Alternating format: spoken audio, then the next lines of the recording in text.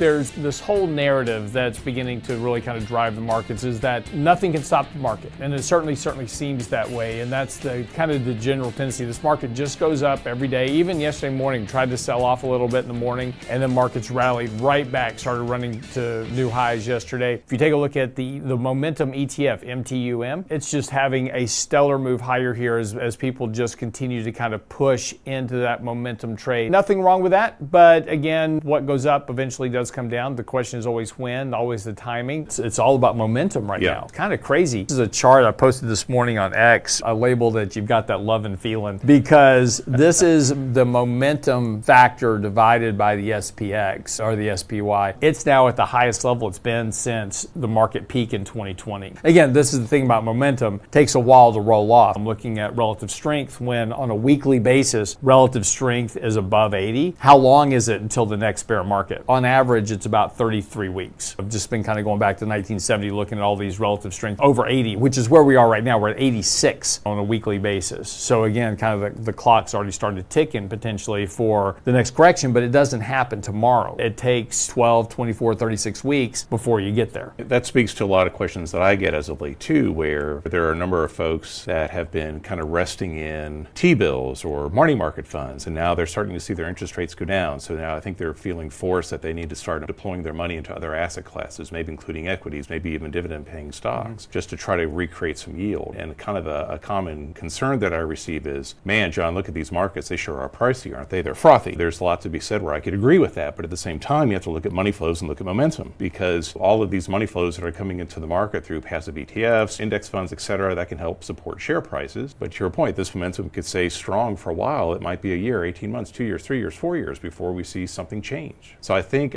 there's a lot of folks out there that are kind of torn with how should they interpret what's going on in the market, and I think they want to start investing, but they just feel that markets are overpriced. This is where the markets are. We're very overbought. You're going to potentially get a correction, but hey, the market could keep going higher. Yeah. Well, just pick a side. Either you're bearish or bullish. No, that's a trap. Picking one side or the other is the trap. The goal is to stay neutral and just understand that markets can remain overbought for a lot longer than you think. They will eventually correct. Nothing goes up forever. So we get trapped in these bullish or bearish narratives. And it's like, oh, the market only goes up from here. No, it doesn't. Markets start to correct. Oh, they're only going to go down from here. No, they're not. So it's important to understand those dynamics and just remain neutral and just understand that these are the risks and weigh those probabilities of events as they occur. Catch me daily on The Real Investment Show.